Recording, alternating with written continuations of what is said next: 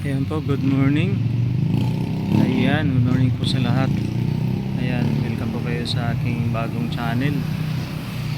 uh, Naway suportahan nyo po itong bagong channel ko. Gagawa pa po ako dahil sumablay na lang po yung pangalawang gawa ko ng channel.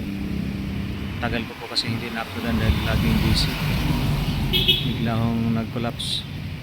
Ayan po, pangatlong channel na po itong gagawin ko. Ayan, nandito po ako ngayon sa Baras Rizal. Kung maalala nyo po noon na may pinsan ko po yung pinuntahan ko dito noon na talagang sira-sira na yung bahay nila. Kaya sinurpresa ko po siya, pero tinanong ko po siya nung nakaraang araw kung saan pang lakad niyang itong araw na to. Sabi niya dito lang daw, dito siya alis. Kaya usahin. At ito, bumili na po ako ng isda at manok at saka mga ayan, at magkikain na rin po ako siguro. At yan po, medyo umuulan. Andun po yung bahay nila dun sa taas, maraming puno na yan. Yan po, samahan niyo po ako sa araw ng aking video. At yan po ay kapitbahay ko po talaga yan. Sila sa probinsya dito sa amin sa Surigao, sa Mindanao. Yan po ang talagang nilalapitan ko po noon pag inuutosan po ako ng mga magulang ko nung maliit pa kami. Kasi yung nanay niyan ay may tindahan po talaga simula noon, sa probinsya po kami. Ayan, naawa po talaga ako sa kalagayan niya dahil ang payat niya. Tapos yung bahay nila, grabe, sirang sira. Tapos minsan dalawang beses lang daw sila kumakain sa loob ng isang araw, gawa nung yung asawa niya sa tukni ay magkano lang po ang sahod. Minsan ano lang daw, 300 lang na naiuwi sa loob ng isang linggo. Tapos minsan 150 lang. Kaya nung pumunta po ako nung una, kung naalala nyo na nag-video po ako sa kanya, talagang hindi po ako kumain, sa labas na lang po ako kumain. Tsaka hindi po ako nakapagbili ng nun dahil marami po akong binabayaran na utang. Hanggang ngayon meron pa po tayong binabayaran dahil gawa ng pandemic. Tsaka nung pumunta po ako ng Maynila, sabi po ng kamag-anak ko, may trabaho na daw nag-aantay sa akin pagdating po, Coronada. Ayan po yung pinamasahe ko, nagbas po ako. Ang hirap po ako doon sa kapitbahay ko, inutangan ko po doon sa probinsya, si Atinining Labarete. Nakahiram po ako ng 5,000 at nagtiwala naman po sa akin dahil yun po ang inutangan ko ng pera at bigas.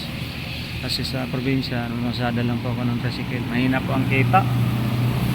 At hinuhulagan ko lang po araw-araw ng 100. Yun, yung 5,000 po na hiniram ko, awa ng Diyos, inabot po halos ng 5 buwan.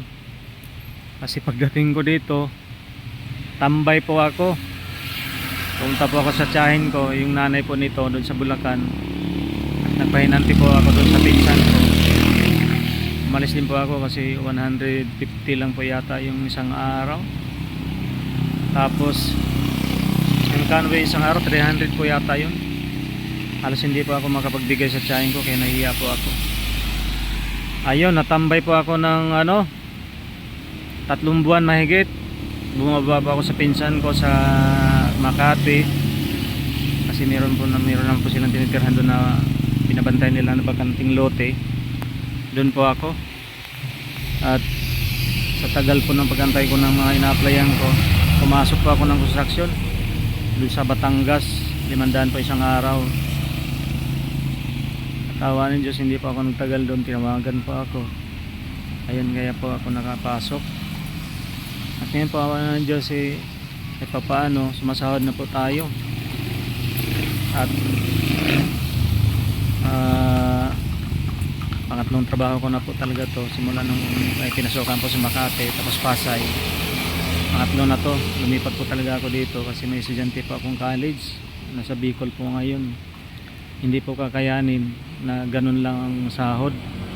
At least sa Pasay naman 700 po ako doon isang araw, kaso wala nga overtime. Kaya hindi po kaya, may college po ako. Tapos yung pagkain, alam niyo naman, napakamahal ng pagkain. Lumipat po ako dito. Ito awa ng Diyos. OP naman sa OP. Kaya ito, nasustintuhan ko po yung ano kong college na sa Bicol po ngayon. Ayan po. Naway mag-subscribe po kayo. At pinutin nyo rin po ang notification bell button para po lagi po kayo updated sa aking mga videos. Ayan po, maraming salamat. Sumali po ako sa video ng aking bahay ng aking pinsan. Ayan po, at umuulan. Ayan po yung aking ano. Tayo po ay susugod na. Papunta na po tayo sa bahay ng aking pinsan. Ayan. Diyan po siya sa taas. Ayan po, tayo itatawid.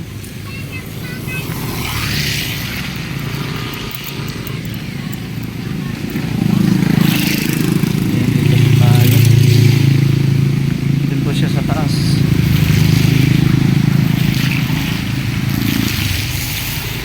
Ayan po yung kanilang ano, daanan. Ayan, kung naalala nyo po, nakapag-video na po ako dito noon. Kaso yung dati ko pong channel, yung unang-una kong channel, talagang sobrang nanghinayang po ako. Naiyak po ako dahil dumating po ng isang buwan yung una kong upload, may ads na po. Ayan po, mga bato-bato po yan. Kala mo dating sapa. May ads na po. Talagang nahinahin po ako dahil doon po ako nagkapuyat-puyat. Ayan, at gumawa po ako ng pangalawang channel. Nag-collapse din po ulit dahil matagal po ako hindi nakapag-upload. Gawa nung lagi pong busy. Ayan po, dito po ang bahay ng pinsan ko.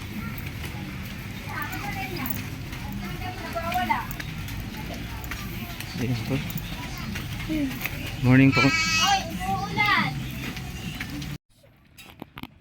Ayan po, ang anak ng pinsan ko naglalaro sa bula ng washing. Ayan. Ayan po yung pinsan ko. Ayan po yung ano nila, haligi, nakatagilid na.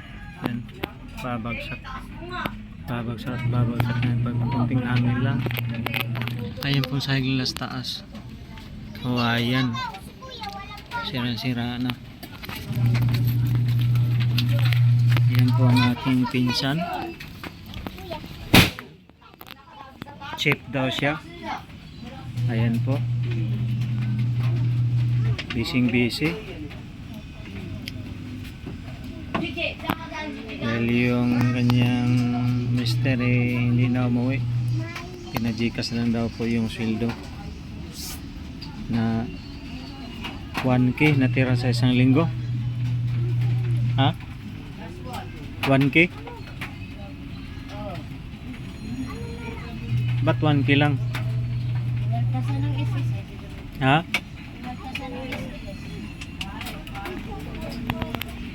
Pinaltasan ng isis, bakit ang konti na lang natira? Ayan, bangos.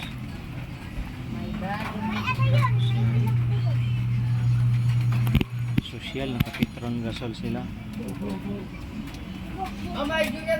Di ba dati hindi bumibiyahe ng linggo yun? Ay, pagkagin na kasal sila sa niya, magkano lang. Hindi na yung umuwi. Ganon. Ang lapit lang naman siya dyan, di ba? Pag bulusok dyan sa may Teresa. Ayan po.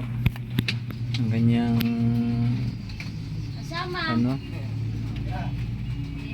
mga lalaking anak. Ayan na, talagang sira-sira na talaga. Ang bahay na to pala sa kanilang, sa bahay ng kanyang tatay ng kanyang asawa, ng gulang ng kanyang asawa. Iyan.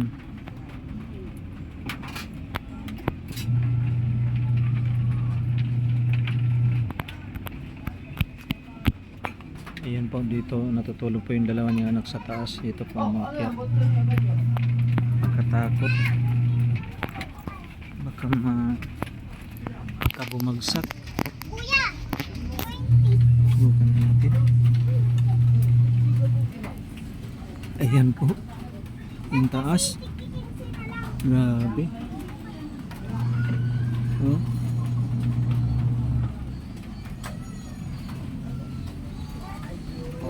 Talaga.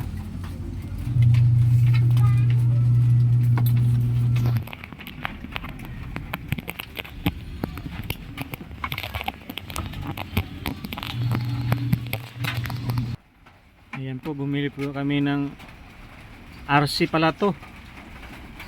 At ito po ang tira sa ating sa 1,000 sa pinamili. At yan po ating ibigay po sa ating pinsan. Thank Kasi you. Salamat. yung tira ipamasahe ko na rin po to. O ikaw, anong masabi mo sa konting mensahe sa mga viewers? Sa lahat ng mga viewers, ito yung malaking tulong na po sa amin, pamasahe ng mga anak ko. Kasi sinahod ng asawa ko 1,000 lang. Anong mangyayari sa 1,000? 4 yung mga anak ko nag-aaral lahat. Kaya malaking tulong na po. Maraming salamat sa iyo. Minsan. Yun lang. Sa yung iba pang konting mensahe mo sa viewers. Sa mga viewers, sa mga nakakapanood, sana matulungan niyo ako. Bahay namin sira-sira na, hindi mapagawa, kulang sa budget, kulang na lang hangin din ng kaunti bagsak na. Sa lupa na kayo matutulog. Wala mahirap lang ang buhay. Tiyaga-tiyaga lang. Makaraos din. Asawa ko hindi na naman umuwi at ang sinahod kano lang. Naghahapit. Anong tira sa sahod? Natira sa sahod 1,000 lang. Mayayari sa 1,000. 2 high school ko. 2 elementary. Pagkain pa. Kuryente, tubig. Kulang na lang, mamamalimos ako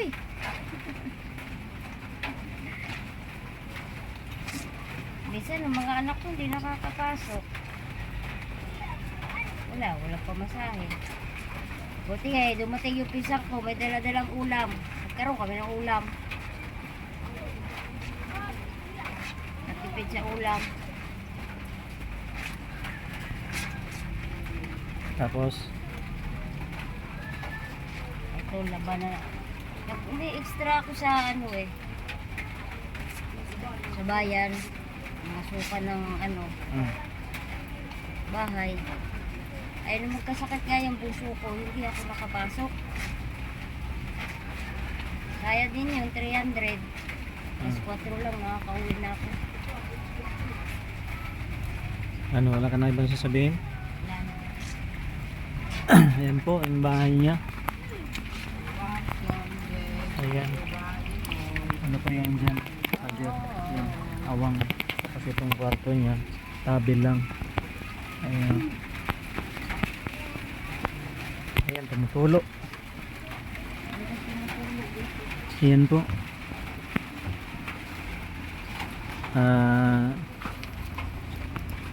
Ako po ay namaya-maya at uwi na.